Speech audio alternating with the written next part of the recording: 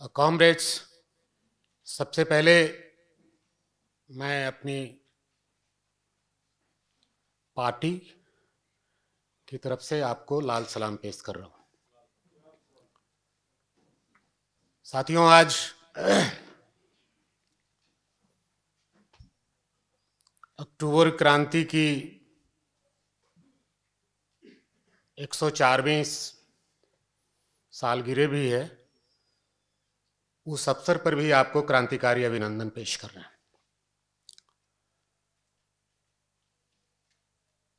साथ ही आज के दिन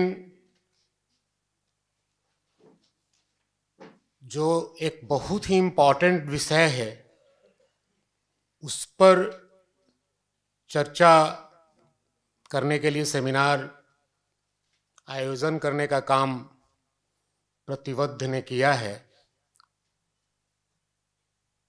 हम इसके साथ पूरी सॉलिडारिटी, भाईचारा व्यक्त करते हैं और इन्हें भी इसके लिए भी लाल सलाम पेश करते हैं।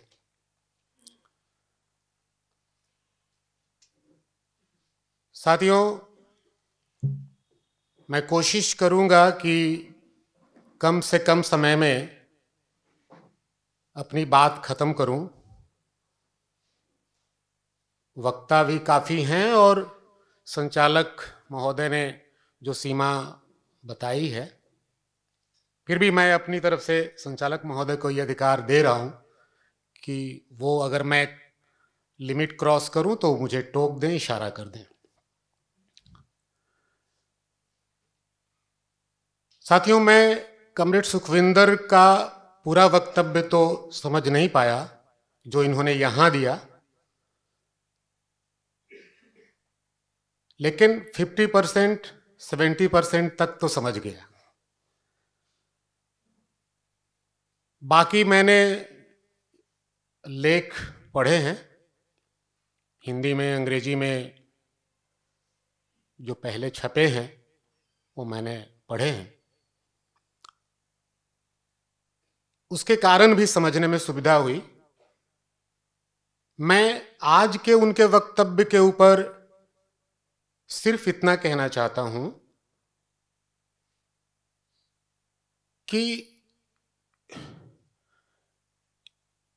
इन्होंने जो लेख पहले लिखे,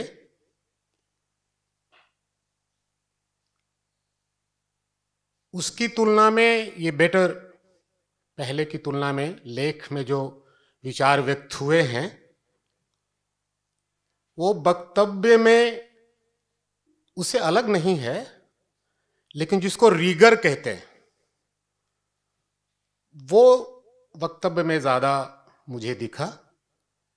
और उस नाते मैं कमरेड सुखविंदर ने जो वक्तव्य रखा है, जिस हद तक मैं, as far as I have understood, मुझे लगता है कि मेरी सहमति है।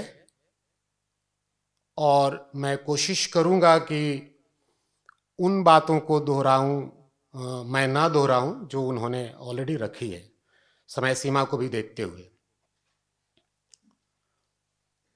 मैं अपनी तरफ से चंद अपनी बातें कहने की कोशिश करूंगा जो आज के समय में नेशनल क्वेश्चन पे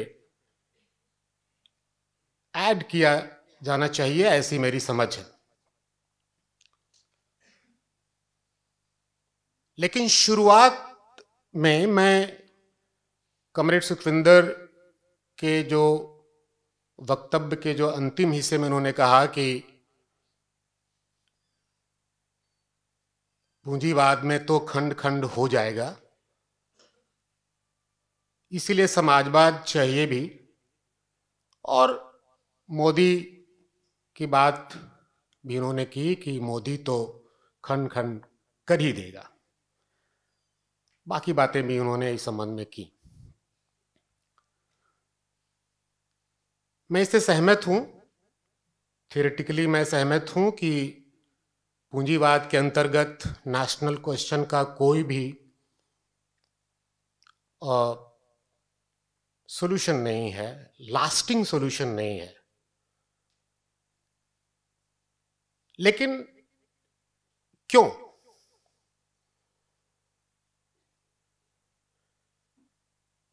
एक तो जबकि जैसे मान लीजिए कि ऐसा क्यों लेनिन कहते हैं कि लास्टिंग सॉल्यूशन नहीं है। लेनिन साथ में यह भी कहते हैं कि जिस हद तक यह सॉल्व हो सकता है वो उसकी शर्त है कंसिस्टेंट डेमोक्रेसी। वो स्विट्जरलैंड का उदाहरण भी देते हैं।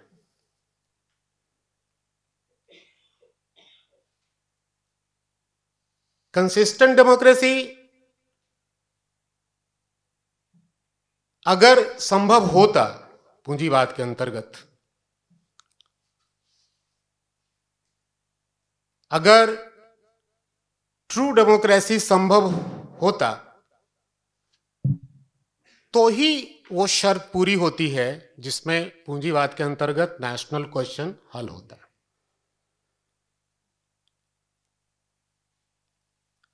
निजी मुनाफे और निजी संपत्ति के आधार पे पूंजीवाद खड़ा रहता है और उस कारण से इस शर्त की पूर्ति संभव नहीं। अब अगर हम लोग यहां से बात को आगे बढ़ाना चाहें तो कंसिस्टेंट डेमोक्रेसी पूंजीवाद में तो नहीं ही आया, उल्टे दूसरी चीजें सामने आ गई। लेनिन जब लिख रहे थे वो समय मोनोपोली कैपिटलिज्म के उदय का था। उसके पहले जिस समय नेशनल क्वेश्चन आया, प्रकट हुआ, अच्छा मेरी हिंदी समझ में आती होगी शायद, हाँ, वो एक अलग इपोक था, अलग काल था जो राइजिंग कैपिटलिज्म का काल था और फ्यूडलिज्म के फॉल का काल था। जिस समय लेनिन लिख रहे हैं, लेनिन इस पे चर्चा कर रहे हैं, उसके पहले ये कॉट्स की चर्चा कर चुका था। वो काल दरअसल वो काल है जिस समय में मोनोपोली कैपिटलिज्म प्रकट हो रहा था, प्रकट हो चुका था और जिसको बाद में लेनिन पूरी तरीके से व्याख्यायित करते हैं अपने थेसिस में, imperialism the highest stage of capitalism में। वो दौर रिएक्शन का दौर शुरू होता है, प्रतिक्रियावाद का दौर वो शुरू होता है। एक तरफ प्रतिक्रियावाद का दौर शुरू होता है, उसके कारण इंपीरियलिज्म का दौर, उसमें रिएक्शनरी दौर का आना शुरू होता है। बीच में सोवियत यूनियन का गठन हो जाना अक्टूबर क्रांति के बाद, ये उसको ब्रेक करता है और इसीलिए 3 इपॉक की बात, 3 पीरियड में कैटेगराइजेशन लेनिन करते हैं या स्टालिन करते हैं। एक राइजिंग कैपिटलिज्म का दौर, एक जब फुल फ्लेजेड कैपिटलिस्ट स्टेट, दोनों हालात में एक प्योर कैपिटलिस्ट स्टेट या मल्टीनेशनल कैपिटलिस्ट स्टेट का दौर आया। उसके बाद सोवियत यूनियन में जब कौमी जबर के अंत के लिए जो शुरुआत हुई वो हुआ। कम्युनिस्ट स्टालिन की मृत्यु के बाद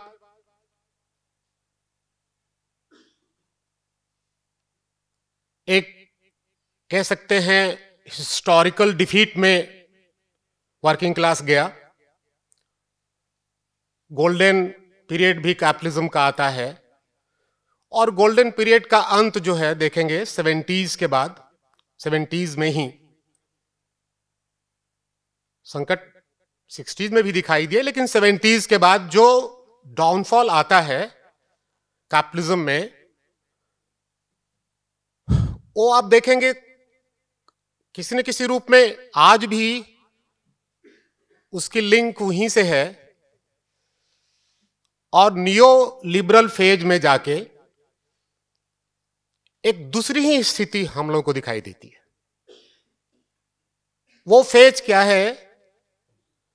वो फेज है, आप देखेंगे कि लेनिन के टाइम में जो फिनांस कैपिटल का वर्चस्व सामने आया, जिसकी व्याख्या लेनिन करते हैं, वो और आगे बढ़ता है। वो वर्चस्व काफी आगे बढ़ता है और गोल्डन पीरियड के एंड के बाद जो रीस्ट्रक्चर शुरू होता है वर्ल्ड कैपिटलिज्म में, वो बार्केबल है। और आप देखेंगे 90s में आकर के, या और 90s में तो न्यू इकोनॉमिक पॉलिसी हमारे इंडिया में आप देखते हैं, लेकिन पर्दे के पीछे जो हो रहा था वो था कि it was a complete shift towards finance capital, rule of finance capital, economy में भी, पॉलिटिक्स में भी। और जो उसके बाद का क्राइसिस है, इकोनॉमिक क्राइसिस है, जो डॉट कॉम क्राइसिस के बाद आप देख लीजिए पूरा कहानी, हम उसमें नहीं जाएंगे, या 2008 का जो क्राइसिस जो ट्रिगर हुआ अमेरिका में हाउसिंग फील्ड में, आप देखेंगे तो ऑलमोस्ट आपको एकदम साफ दिखेगा कि जो क्राइसिस है वो अनयील्डिंग है कैरेक्टर में। अभी रिकवरी नहीं, मतलब सॉरी, रिकवरी सरप्राइजेस करती हैं, क्राइसिस किसी को सरप्राइज नहीं करता।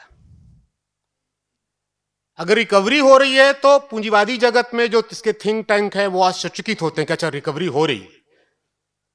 क्राइसिस को तो मान लिया गया है कि ये क्राइसिस का फेज है, चलेगा। और इसीलिए हम देखते हैं कि, और ये अब वो गंभीर बहस की मांग करती है, इसलिए मैं यहां उसके बारे में चर्चा नहीं करूंगा, लेकिन ये क्राइसिस क्यों नहीं टल रही है, या टलती दिखती क्यों नहीं? आती भी है, एक तो आती कम है, फ्यू एंड फार बिटवीन एकदम है, और वो एक ऐसी ढलान है जिस पर वो लगातार नीचे जा रही है।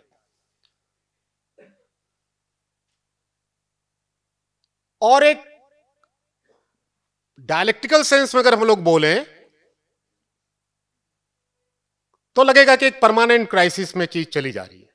अब डायलेक्टिकल क्यों बोल रहे हैं? क्योंकि परमानेंट तो कुछ होता नहीं, लेकिन परमानेंट होता भी है। थोड़ी बहुत रिकवरी से कोई इनकार नहीं कर सकता, बीच में रिकवरी से भी कोई इनकार नहीं कर सकता, लेकिन जो ट्रेंड है वर्ल्ड वाइड वो हम पा रहे हैं कि वो रिकवरी की नहीं है। और अगर हम लेनिन के टाइम में मोनोपोली कैपिटलिज्म की व्याख्या करते हुए लेनिन ने जो बात कही थी कि फाइनेंशियल ओलिगार्की के वर्चस्व के बाद में स्टालिन ने, जब सोवियत यूनियन पूरा चेन में ब्रेक करता है, इंपेरियलिस्ट जो चेन है उसमें जो ब्रेक हुआ, जिसके बाद स्टालिन ने जनरल क्राइसिस ऑफ कैपिटलिज्म की बात कही।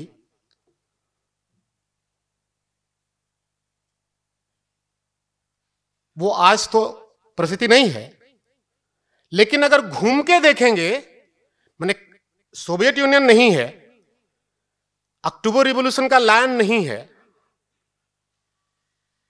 समाजवाद नहीं है, हम एक हिस्टोरिकल डिफीट में हैं, लेकिन एक हिस्टोरिकल क्राइसिस में भी कैपिटलिज्म है। एक ऐसा क्राइसिस जिसको कुछ लोग स्ट्रक्चरल क्राइसिस भी कह सकते हैं, हम भी कह सकते हैं, कहने में कोई इतराज नहीं है। लेकिन आप चाहे इसको जो भी नाम दे दें, ये जो क्राइसिस है ये तो फिनांस कैपिटल के वजह का, but it is being triggered by the supremacy of finance capital. जो इसके फैक्टर्स हैं और जो रिकवरी के भी फैक्टर्स हैं वो पुराने से भिन्न है। और ये एक ऐसा दौर है जो पूरी दुनिया में ऑथोरिटेरियनिज्म बोल लीजिए, फैसिज्म बोल लीजिए, कुल मिलाकर के इरोजन ऑफ डेमोक्रेसी का ये वर्ल्ड वाइड ट्रेंड आया है। आप इंडिया में मोदी के शासन की शुरुआत को अगर हम लोग थोड़ी व्याख्या करने की कोशिश करें तो एकदम साफ दिखेगा कि यहां के बिग कैपिटलिज्म को और कोई चारा भी नहीं था। हम जिस तीन कृषि कानून की बात करते हैं, बिग कैपिटलिज्म भाई 2004 के अंदर में कांग्रेस ने ही एमएसपी को खत्म करने की बात और ये सारी बातें तो ला चुकी थी। वो सारे जो जितने भी इंस्टीट्यूशंस हैं बुर्जुआजी के, वो सारे ने इसकी पैरवी कर चुकी थी की थी। अब कितना वेट करता मोनोपोली कैपिटलिस्ट क्लास, वो मोदी को लाया और उसको लागू किया, लागू कर रहा है। और चूंकि क्राइसिस अनएंडिंग है, फ्यूचर में भी उम्मीद नहीं दिखती है, इसीलिए काफी स्ट्रगल है ऊपर में। और ये वर्ल्ड वाइड एक रिएक्शनरी स्टेज को ला रहा है सोसाइटी में। एक फैसिस्ट, सेमी फैसिस्ट, अथॉरिटेरियनिज्म, जो भी आप नाम दे लें, डिक्टेटोरियलिज्म, आप जो नाम देना चाहें दे लें, लेकिन नटसेल में ये है, अगर मैं कहूं तो आज प्री 2000 डेमोक्रेसी भी संभव नहीं है। मान लीजिए कि कोई दूसरी सरकार आ जाती है, क्या प्री 2014 हालात पैदा होंगे? और आगे बोले, क्या प्री 1991 में जो हमारे देश में डेमोक्रेसी थी, डेमोक्रेटिक इंस्टीट्यूशंस थे, या डेमोक्रेटिक राइट्स हमको जिस रूप में, जिस हद तक हम एक्सरसाइज करते थे, क्या उसकी संभावना वापसी की है? मेरे हिसाब से नहीं है, वो वापसी नहीं होगी। ये वर्ल्ड वाइड ट्रेंड है, अमेरिका में भी वापसी नहीं होने वाली। इसलिए जो लोग जो वार्डन को लेकर के बहुत ही उत्साहित थे, वो उनके सामने सारी दुनिया की स्थिति खड़ी है। कहने का मतलब कि ये जो फैसिस्ट ट्रेंड है, ऑन द राइज है वर्ल्ड में, इसका क्या असर नेशनल मूवमेंट पे पड़ रहा है या पड़ेगा? यही बात मैं कह के अपनी बात खत्म, इसी को कंक्लूड मैं करना चाहूंगा। और इसके क्या कैरेक्टरिस्टिक्स होंगे, इसके कैरेक्टरिस्टिक इफेक्ट क्या पड़ेंगे, ये हम लोग मानते हैं कि ये एक अलग भी विषय नहीं, एक मतलब लेनिन का जो सेकेंड पीरियड ऑफ कैटेगराइजेशन है, उसी के अंदर का एक स्पेशल कैटेगरी है ये,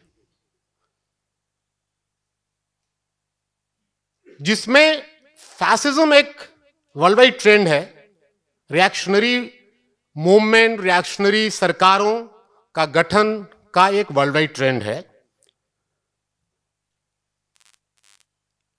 ये हमारा एक है, इस पर और भी काम करने की जरूरत है। इस बीच में एक दूसरी, इसके कॉन्कोमिटेंट बोल लीजिए, इसके पैरेलल एक और भी चीज हो रही है, इंटरनेशनलाइजेशन ऑफ कैपिटल भी हो रहा है। एक हद तक नेशनल बैरियर के बियॉन्ड भी चीजें जा रही हैं। माइग्रेशंस बढ़ रहे हैं, लोगों का मतलब लोगों का आना जाना बढ़ा, कैपिटल भी बाउंड्रीज क्रॉस की हुई हैं, और ऑन द होल एक फाइनेंशियल ये एक फाइनेंशियलाइजेशन ऑफ ये प्रोडक्शन हो रहा है।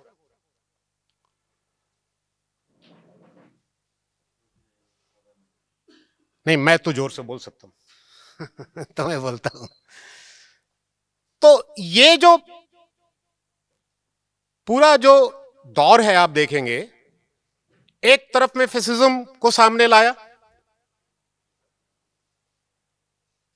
इसका सबसे जो बड़ा असर पड़ने वाला है, जिसमें हम लोग का मानना है कि नासिर पुल्तारियन जो है हमारी आबादी, उस पर या टॉयलर्स आबादी पे असर पड़ने वाला है। ये तो जो छोटी मंजोली पूंजियां हैं उनके ऊपर भी असर डाल रही हैं। इसका मतलब है कि पूरे सोसाइटी में एक हलचल है। इसके अपने पुल्तारियन स्ट्रगल्स के लिए अपने फायदे हैं, अपने घाटे भी हैं। उसको छोड़ दिया जाए। नेशनल क्वेश्चन पे क्या, जो क्वेश्चन नेशनल क्वेश्चन रिजॉल्व भी, मेरी आवाज जा रही है? चलो, जो नेशनल क्वेश्चन रिजॉल्व भी हो गए, जैसे मान लीजिए मेनलैंड इंडिया की बात करें हम लोग, तो एक तो मतलब इंडियन बुर्जुआजी को अगर हम लोग थोड़ा मूल्यांकन करें, सबसे ज्यादा दुनिया में श्रूड बुर्जुआजी है। वो जो यहां मल्टीनेशनल स्टेट बना, वो किस बेसिस पे बनता है? वो तो big brother method of co-option है और इनकॉर्पोरेशन का है। और उसमें जो एक बैलेंस क्रिएट हुआ, जिसको कुछ लोग एग्रीगेट वर्सेस ऑर्गेनिक का क्वेश्चन बना करके गाली गलौज कर रहे हैं, छोड़ दीजिए उस क्वेश्चन को। ये चाहे जितना भी ऑर्गेनिक चीज को जन्म दे दे, अभी तो मारवाड़ी और गुजराती जो बिग कैपिटलिस्ट सेक्शन है, उसी के बीच भी मारामारी है। अभी जो बॉम्बे में ड्रग ड्रामा चल रहा है, आप उसको देखेंगे तो आपको नजर आएगा कि दरअसल ये खेल तो दूसरा है उसके पीछे। लाख चाहने के बावजूद गुजराती लोग, आप लोग जानते हैं, बॉम्बे को अपने पास रखना चाहते थे, वो नहीं हो पाया। मराठा वहां मजबूत साबित हुए और अंततः अपने पास रखे। हम ये कहना चाह रहे हैं कि जो सेटल्ड क्वेश्चन है वहां भी पूरी दुनिया में उभर रहा है। और जो नेशनल स्टेट, वेस्टर्न यूरोप को ले लीजिए, क्या है वहां पर? जेनोफोबिक डेवलपमेंट है, वहां पर एथनिक सप्रेशंस काफी तेज हुए हैं। जो नेशनल माइनॉरिटीज हैं, हम मतलब मल्टीनेशनल स्टेट की बात मैं नहीं बोल रहा हूं, और बाय नेचर भी, बाय क्लास ओरिजिन भी देखेंगे तो एक नेशनल स्टेट बन जाने, प्योर नेशनल स्टेट जिसको हम लोग कहते हैं, based on A one common language, उसके अंदर भी इतनी जो ये है माइनॉरिटीज रहती हैं, नेशनल माइनॉरिटीज रहती हैं, उनके भी अपने एस्पिरेशंस हैं।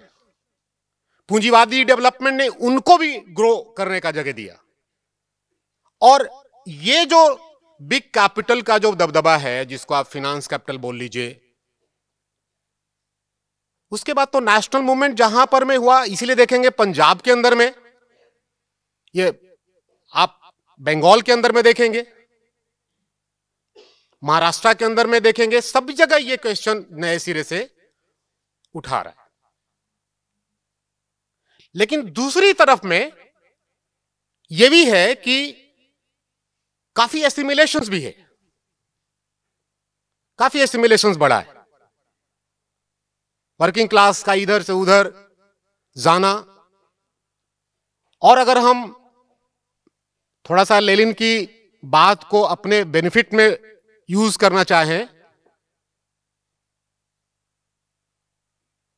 तो एक ऐसी स्थिति भी बन रही है कि पूरे देश में वर्किंग क्लास का एक अपने आप में एक नेशन के रूप में उभरने का एक पूरा मटेरियलाइज्ड, माने आप उसको देख सकते हैं। और लेनिन कहते हैं कि in every question of right to self determination, the question of self determination of the working class is the most necessary thing for us, ये कम्युनिस्ट एंड मार्क्सिस्ट। तो ये जो सारी परिस्थितियां बन रही हैं वो है नेशनल स्ट्राइक बढ़ेगा आने वाले दौर में, तेजी या कम तेजी हो सकती है, स्लो एंड फास्ट का मामला जरूर है, लेकिन national strike, national question, national operation भी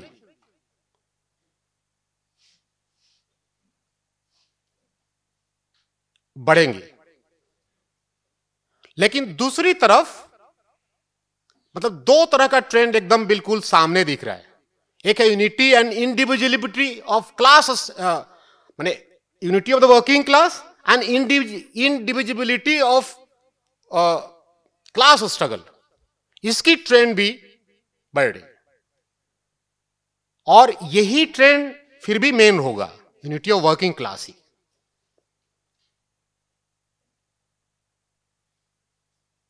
क्या इसका मतलब है कि नेशनल क्वेश्चन अननेसेसरी होने जा रहा है? नहीं, बल्कि उल्टा होना है। Unity of working class and individuality of class struggle is going to be encountered by the bourgeoisie nationalism.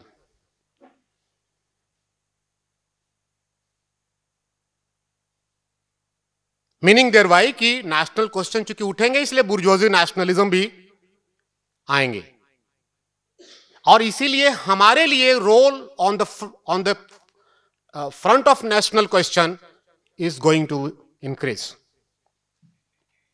आज इसका एक ही मतलब है जो कॉमरेड ने कहा कि हमारे लिए नेशनल पीस अटेन करना, नेशनल स्ट्राइक को कम करना, नेशनल क्वेश्चन पे यूनिटी ऑफ वर्किंग क्लास को आगे बढ़ाने की शर्त होगी, और उसकी शर्त की पूर्ति का एक ही रास्ता है, वो रास्ता है कि recognition of the right of Nations, particularly oppressed nations, to self-determination, including the right to secession। मतलब अलग खुद मुख्तारी का क्वेश्चन जो कॉमरेड बोले, ये बढ़ेगा। इसलिए मैंने शुरू में कहा कि ये प्रश्न तो उठने जा रहा है, बड़े पैमाने पर उठेगा। अच्छा, तो इसमें बाकी जो क्वेश्चंस है बहुत इंपॉर्टेंट क्वेश्चन है, और मैं मानता हूं, कॉमरेड सुखविंदर से ये राय में सहमति में हूं कि नेशनल क्वेश्चन पर क्लैरिटी के बिना या नेशनल क्वेश्चन का मामला टॉयलर्स एंड वर्किंग क्लास के सामने हमारी स्थिति साफ होना भारत में समाजवादी क्रांति के लिए आवश्यक चीजें हैं, और हमको इस पर नजर रखनी चाहिए। और बाकी क्वेश्चन ऑफ फेडरेशन हो, उस पे तो ठीक है, वो सारी चीजें हैं हमारे सामने में, लेनिन्स की अपनी टीचिंग्स है, उस पर तो अभी नहीं बात करनी है। जिस मुख्य बात पर हमको बात करनी थी वो मैंने रखने की कोशिश की। साथियों, मैं अंत में ये कहना चाहता हूँ, आज 7 नवंबर है, पुराने कैलेंडर के हिसाब से 25 अक्टूबर पड़ता है। ये अक्टूबर क्रांति का दिन है हमारे लिए। हमारे लिए लेनिन, स्टालिन, तमाम ऐसी जो क्रांतियाँ हुई हैं उनको याद करने का और उनके प्रति समर्पण करने का, उनसे सीखने समझने का दिन है।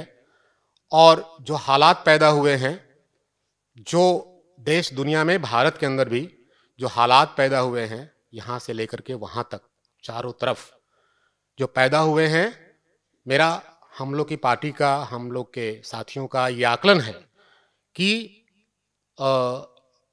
सब कुछ बिखर जाने के, सब कुछ लूट जाने का समय आया है और इसीलिए माना जाता है कि ये एक क्रांतिकारी पोटेंशियल वाला पीरियड है। और हमको ऐसा लगता है कि आने वाला दशक भारत के अंदर में मजदूरों का, किसानों की मुक्ति का दशक होगा। हम इस बात को कहते हुए अपनी बात समाप्त करते हैं। इनकलाब जिंदाबाद, मार्क्सवाद लेनिनवाद जिंदाबाद।